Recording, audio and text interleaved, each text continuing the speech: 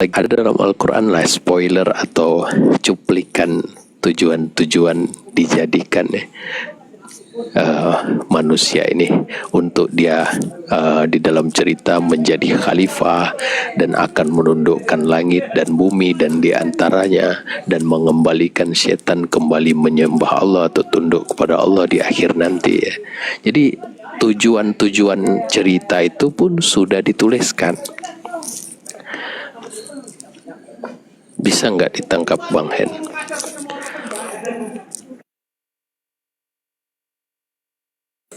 Tulisan itu tidak kita ketahui nih Ustadz. Kan spoilernya sudah dikasih tahu dalam Al-Quran, cuplikannya. Manusia ada yang merugi, ada yang untung, ada yang sesat, ada yang dapat petunjuk. Kan diberitahu sebagian cuplikannya. Ya Ustadz, jadi saya mohon turun Ustadz, ada keperluan Ustadz. Mohon maaf kalau ada kalam yang Ya, siap. Ya. Assalamualaikum. Waalaikumsalam.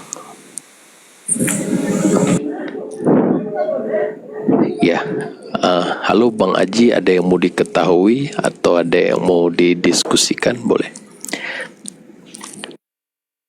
Assalamualaikum warahmatullahi wabarakatuh. Ya, waalaikumsalam. Ya. Siang malam jangan putus selawat. Orang selawat pun udah dituliskan, udah ditakdirkan.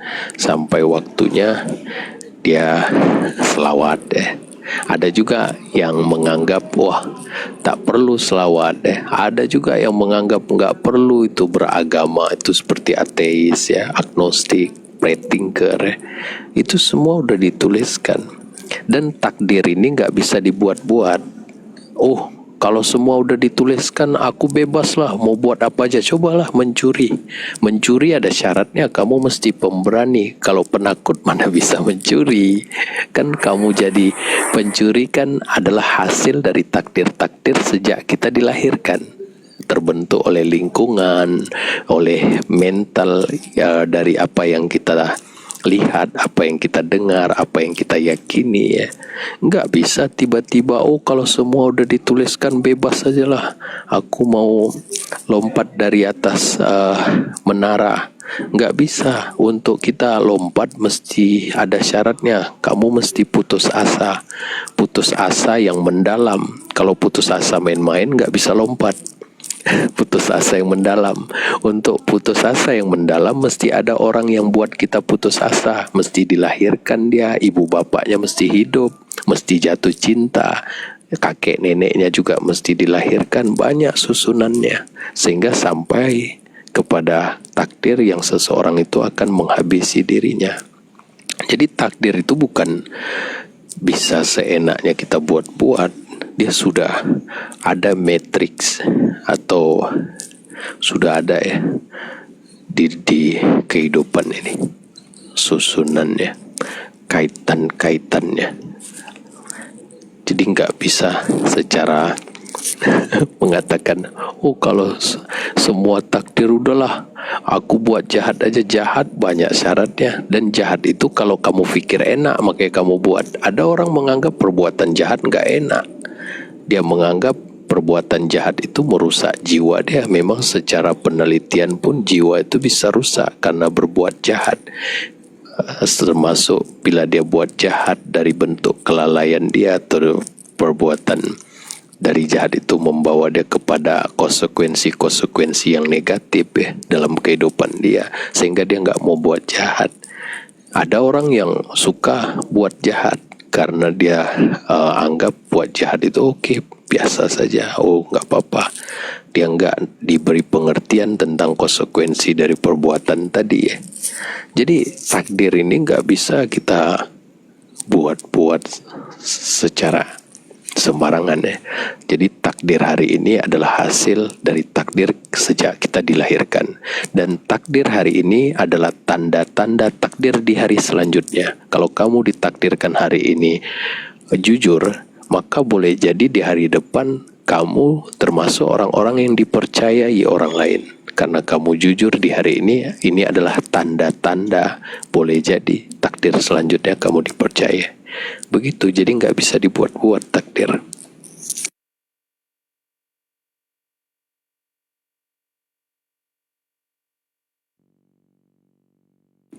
Seperti orang yang bisa sabar, yang mana kesabaran di sini adalah salah satu bentuk sifat ketakwaan. Untuk dia ada kesabaran pada konteks sifat ketakwaan, dia mesti belajar agama dengan benar. Untuk dia belajar agama dengan benar, dia mesti jumpa kiai atau ustadz yang benar, yang dapat menjelaskan dengan benar, dengan jelas ya. Dan dia menerapkan apa yang dia fahami, sehingga sampai kepada dia bisa sabar, bukan tiba-tiba. Ada orang yang bila mengalami satu keadaan, malah dia disuruh sabar, abstrak dalam pikiran. Macam mana mau sabar, dia bilang. Sabar mana enak dia bilang macam-macam lah muncul di pikirannya, bingung macam mana menerapkan sabar. Udah jelas-jelas ini sangat merugikan, ini sangat menyakitkan. Kenapa saya harus sabar? Apa alasannya? Apa yang menjadikan saya bisa sabar? Ini kan jadi abstrak di pikiran dia. Jadi nggak bisa dibuat-buat. Takdir ini sudah ada matriksnya, begitu.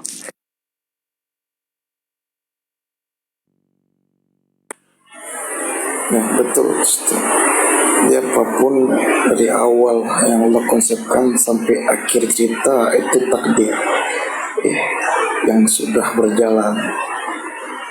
Apapun yang terjadi takdir dari Tuhan. Saya bingung hari ini, berarti Allah sedang bingungkan saya. Apapun yang terjadi itu takdir. Karena itu semua adalah rahmat Dia.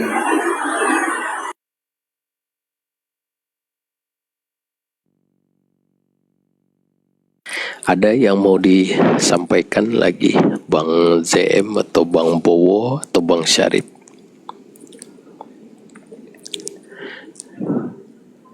Yang di bawah kalau ada yang mau discuss boleh naik, atau ada yang mau diketahui ya.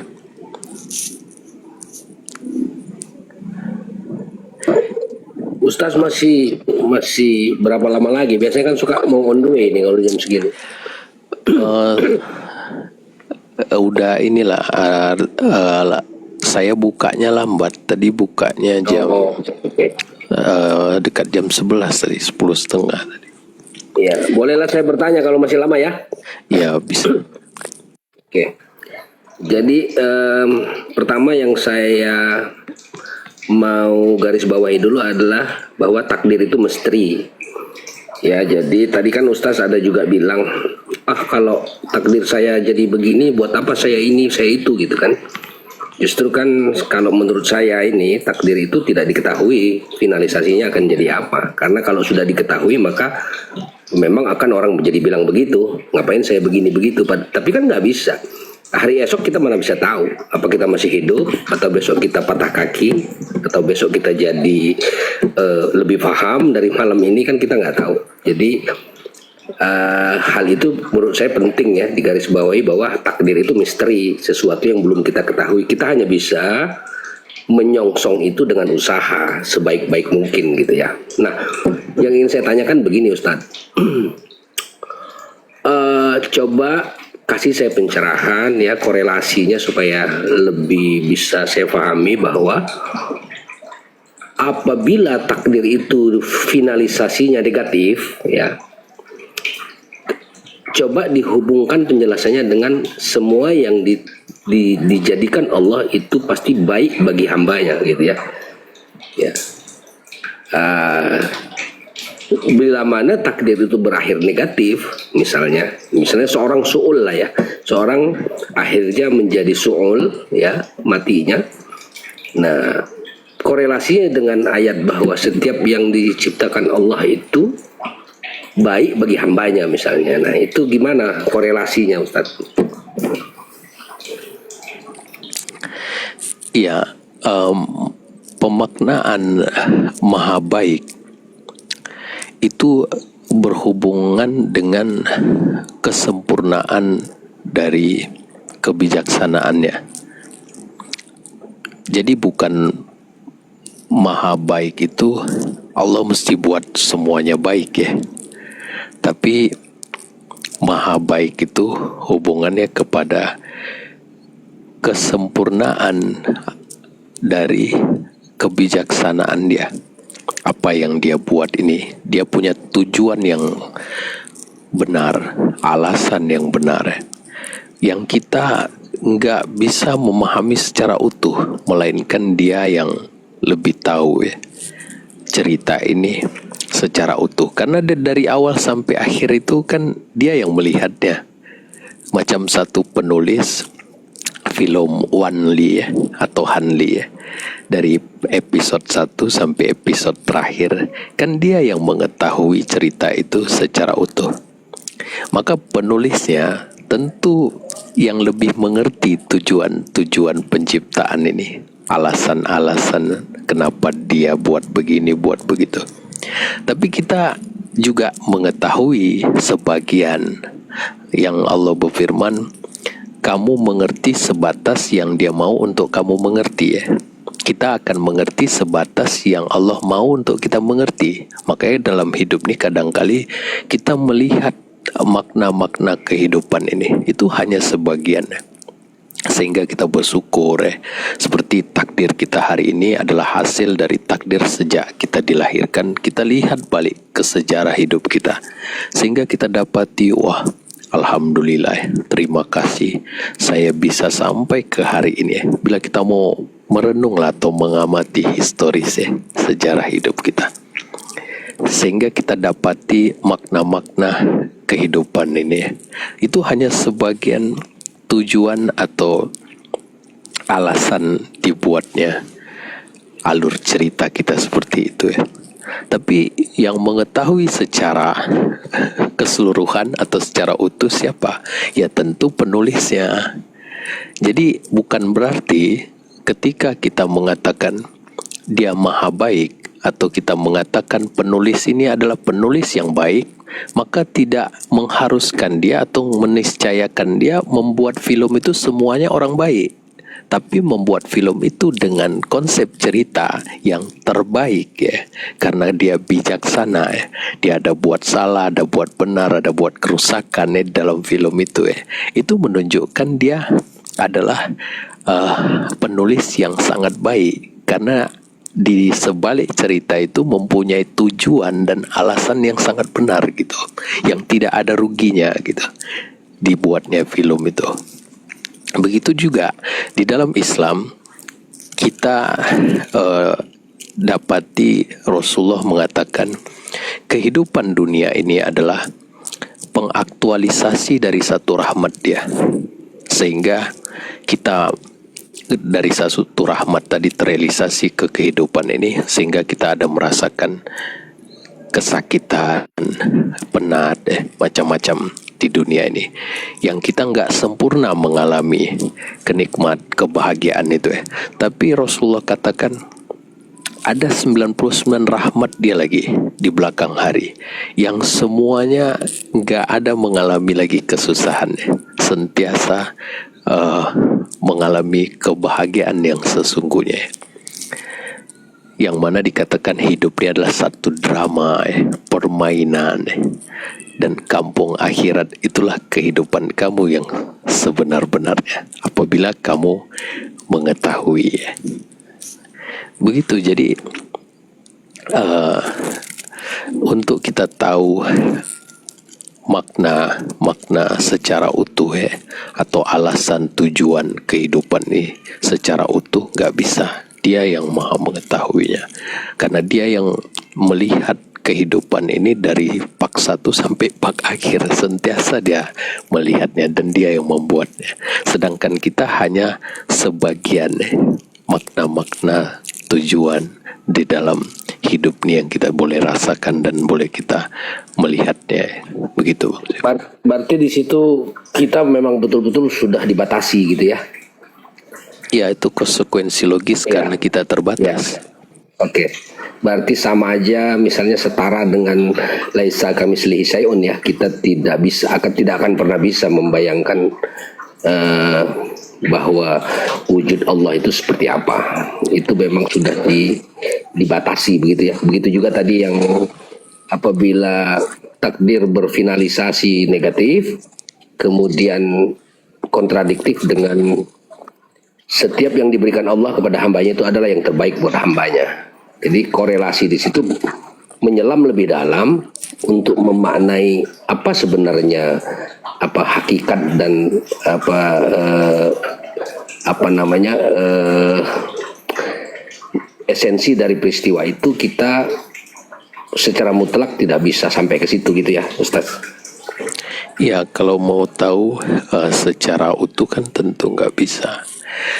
Jadi maha baik itu bukan meniscayakan Allah harus buat baik mengikut persepsi kita. Semuanya baik, semuanya enak, semuanya kaya ya. Kalau begitu macam mana ada makna tidak lagi bermakna kehidupan ini kalau semuanya kita mengikut persepsi kita harus semuanya sama ya. Semuanya harus kaya, semuanya harus nggak boleh sakit ya. Apa makna kemudahan kalau nggak ada kesulitan? Apa makna taubat kalau nggak ada kejahatan?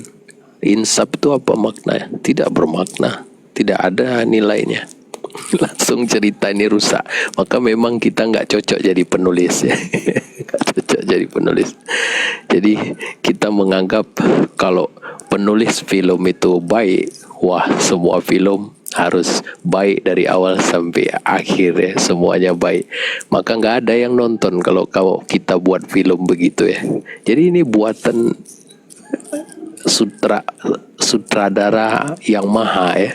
Tentu sangat menarik ceritanya, sehingga kita sukar untuk menerima kalau ini adalah satu cerita lagi atau satu drama ilahi. Sukar untuk kita terima karena hidup ini mendalam ya ceritanya. Kalau sakit betul-betul sakit, kita patah hati betul-betul tunjuk perasaan ya. Betul-betul kita alami ya. Saking mendalam cerita yang dibuat, sehingga seperti seumpama ada seorang ibu dengan anak menonton wayang atau menonton film. Dia menangis tapi dia tahu itu cerita. Lalu dia bilang sama ibunya, "Ibu, saya tahu itu satu cerita drama. Kenapa saya terus menangis padahal saya tahu itu cerita?" Lalu ibunya jawab, "Anakku, sukar untuk kamu terima itu adalah satu drama. Karena filmnya atau ceritanya sangat mendalam, sehingga terbawa kita ke dalam drama itu. Dan kita akan tunjuk perasaan ya, seperti ateis ya, seperti agnostik atau free thinker ya. Kalau Tuhan Maha Adil ya, kenapa semua udah ditetapkan dan masuk neraka ya? Mana disebut Maha Adil, Maha Pengasih, Maha Penyayang ya? Kalau dia Maha Baik ya, kenapa ada cancer macam-macam lah ditimbulkan ya? Karena sukar untuk kita terima hidup ini adalah satu drama atau permainan, karena ceritanya sangat mendalam ya, begitu.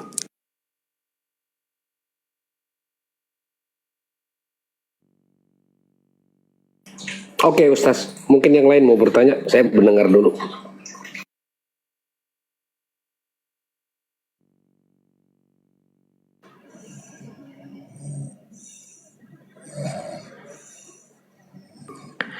Ya, ini tertidur siapa nih? Halo Bang Ahmad. Tekan naik nih Bang Ahmad. Oke, saya turunkan. Lagi tidur tekan naik ya. Itu pun takdir ya, udah ditulis. Sehingga dia tekan ya. Kalau udah paham ya Ustaz, kalau udah duduk fahaman, nah nggak ada lagi bantah-bantah dengan diri. Ya, alhamdulillah.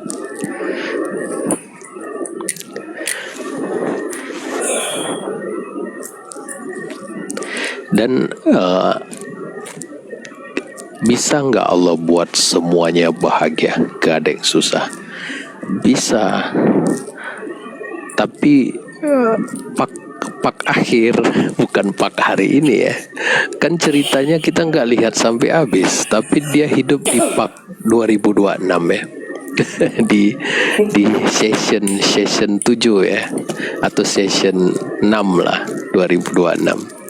Wah, kalau Tuhan maha adil, kenapa ada cancer? Kalau dia maha baik, maha berkuasa, kenapa dia begini begitu ya?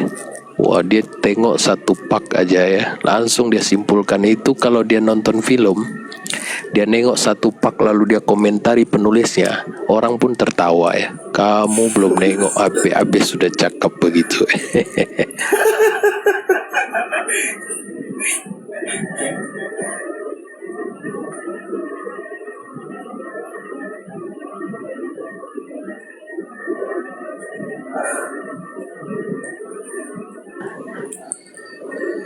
Ada lagi sahabat-sahabat boleh, bukan takdir dalam ya semua ya. Waalaikumsalam Bang.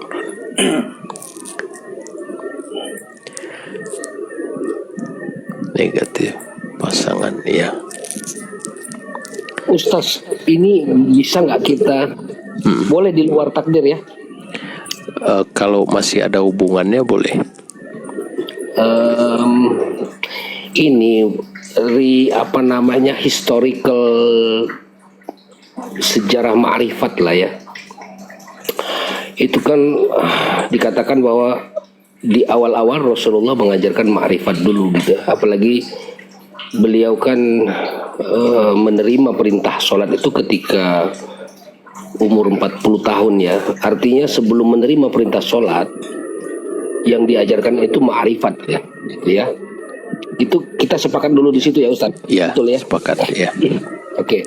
Nah, lalu kenapa nasab daripada pembelajaran ma'rifat ini secara globalisasi Islami lebih menekankan kepada syariat gitu loh.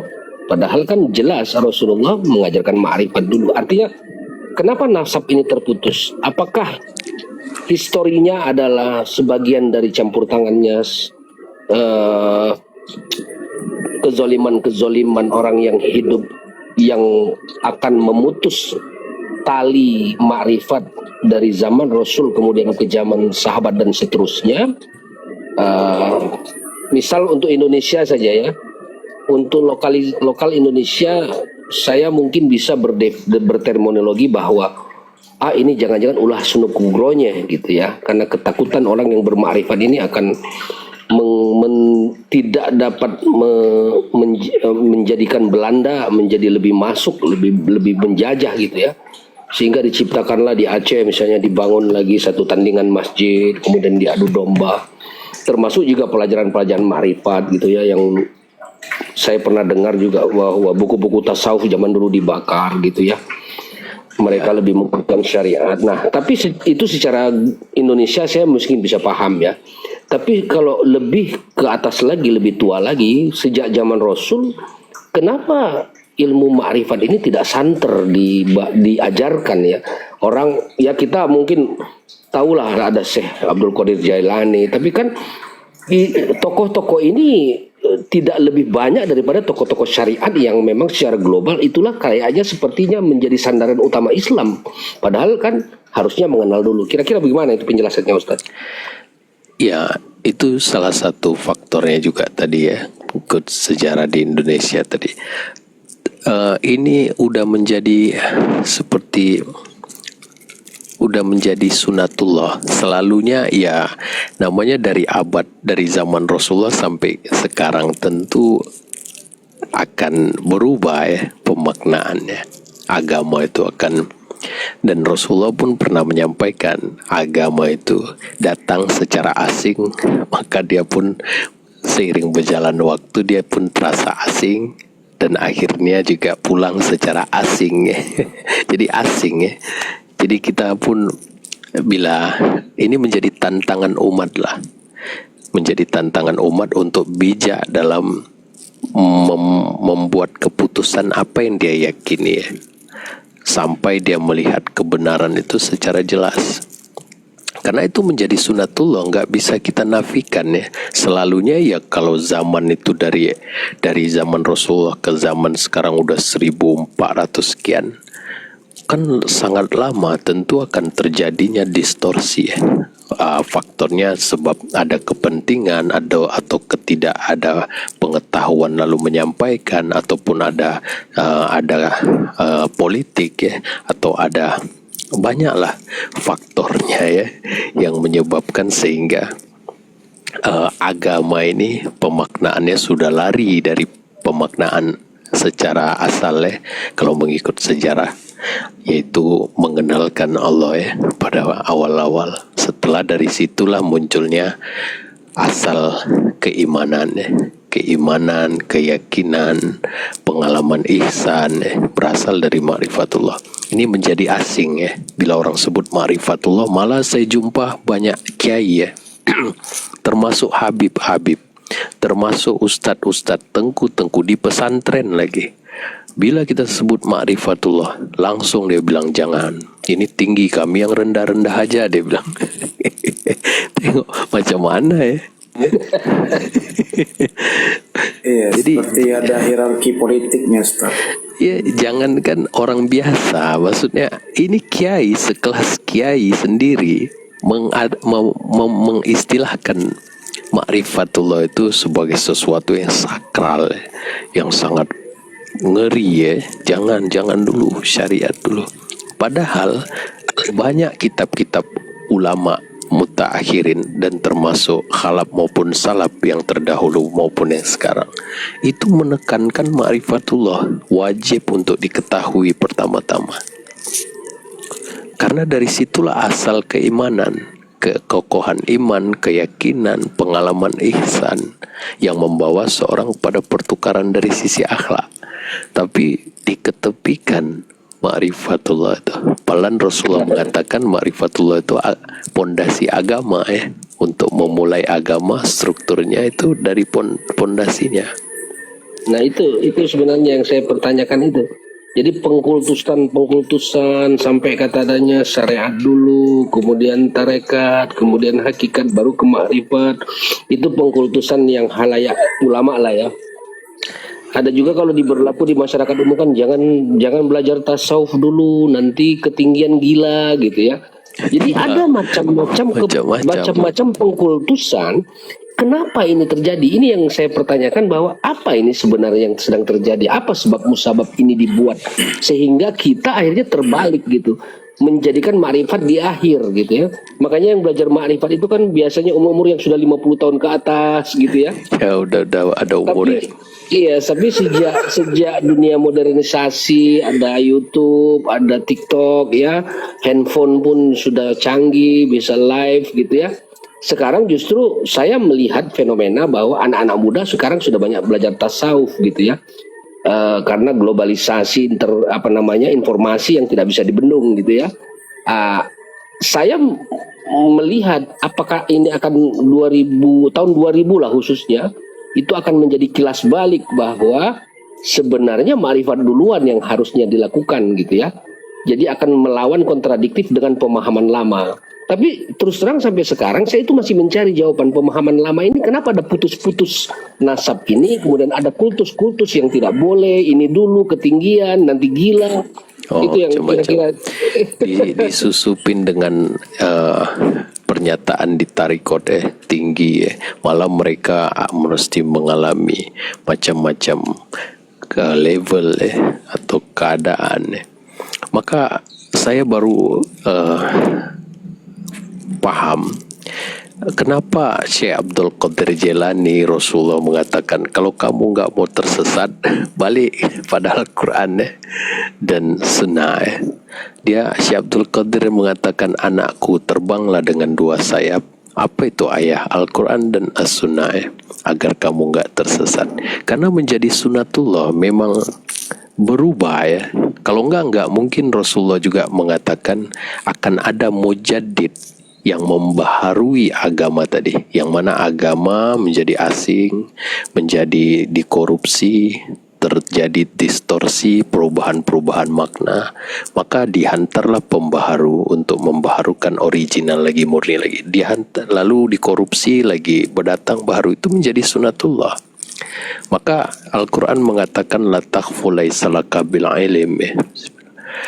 Jangan kamu mengikuti satu perkara sedang kamu nggak mengetahuinya atau nggak melihat kebenarannya secara jelas. Kamu nggak ada ilmunya, jangan kamu yakini, jangan kamu ikuti ya perkara itu ya sampai kamu melihat kebenarannya secara jelas. Al-Quran pun Allah udah berfirman begitu ya. Hukmu syek ba'da marifati hakikatu syek, kata ulama. Menilai sesuatu atau menyimpulkan sesuatu atau menghukumi sesuatu sampai kamu tahu benar-benar apa yang kamu yakini, apa yang kamu fahami. Jadi itu menjadi sunatullah lah, dan sangat kompleks penyebabnya. Kalau kita turunkan satu-satu, kita jelaskan faktor-faktor yang mempengaruhi sehingga seseorang itu memaknakan ma'rifatullah itu di akhir ya, tinggi, susah ya, banyak ya, alasan sebab-sebabnya ya. Tapi saya di sini dulu ngobrol-ngobrol dulu ya. Saya on the way ya. Saya masih di cafe nih, mau balik ya. Ya Ustaz. Salam kenal Bang ZM, Bang Bowo. Dari mana nih Bang ZM? Bang Syarif.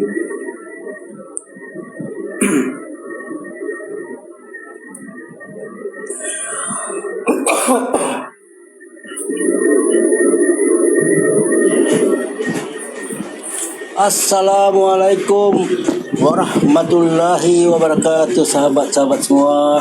Waalaikumsalam. Assalamualaikum. Lanjut ya semua ya. Saya monitor dulu ini, ada keperluan. Tapi saya standby deh di sini. Terima kasih. Ya Bang ZM. Siap. Bang Kholik, Assalamualaikum. Bang Ron, Bang Ali. Waalaikumsalam warahmatullahi Bang Haji. Salam kenal. Kabar-kabarnya nih Bang Ron. Masya Allah. Alhamdulillah. Agak telat naik ini. Qadarullah ya. Tapi menarik ya. Kalau memang sunatullahnya harus berjalan ya. Kalau semua nih mengikuti Rasulullah, maka akan baik-baik saja. Kalau mengikuti Rasulullah, ikutin Al-Quran dan Sunnah, maka didasari ma'rifatullah, jadikan landasan dasar. Dan ulama sepakat akidah yang dasar atau akidatul awam yaitu tauhid. Kalau kita sadar, tauhid ini dasarnya. Mengikuti perjalanan Rasulullah kan 13 tahun Rasulullah sebelum menerima wahyu tentang sholat. Itu Bang Ron, Bang Khalid, namanya dia mengajarkan tentang tauhid ini lebih kurang, baru mengajarkan tentang syariat ataupun fikih 8 tahun namanya.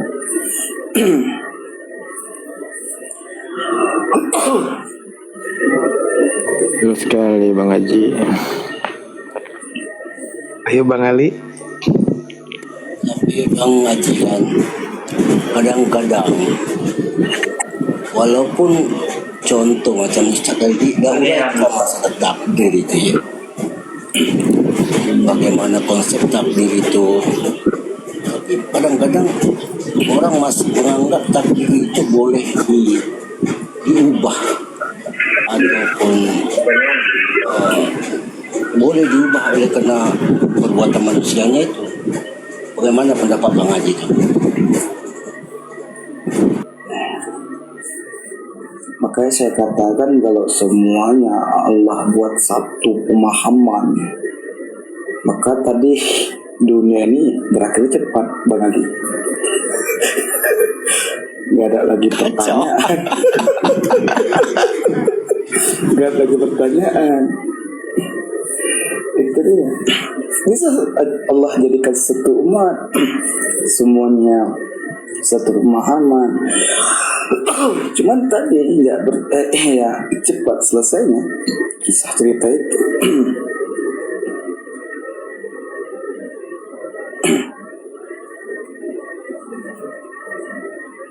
Tapi kan yang banyak terjadi kita jadi sombong akan takdir yang dapat kita rubah itu, seolah-olah kita hebat kali, ya kan Bang Ron?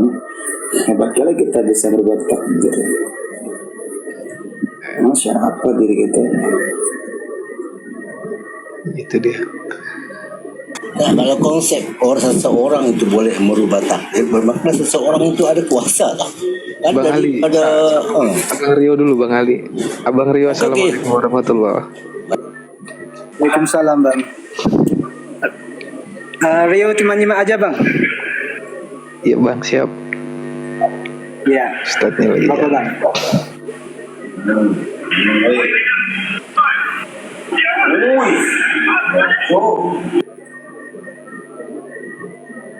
Ya lanjut Bang Ali. Bang Haji.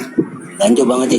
Saya ni sambil tengok game Piala Brasil Jepun. Oh, Tengok Piala Dunia. Lanjut sahabat sambil mendengar.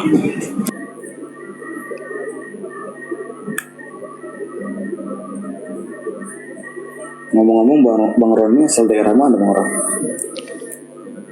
saya stay di Halmahera ini Bang, Maluku Utara. Oh Maluku. Iya, Salam kenal dari Sumatera Bang. iya. Abang Haji stay mana Bang? Stay domisili di Riau Bang. Oh, Asal kita Medan. berarti dekat dengan Ustadz ya? Kalau Ustadz Batam. Iya Batam, dia nyebrang lagi gitu. Iya.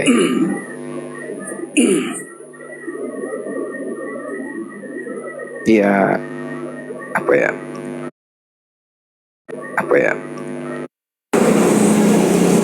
Pasti.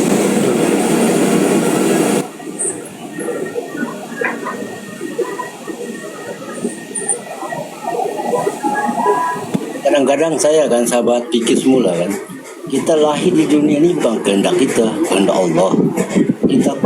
Kita mati pun kehendak dia juga ya.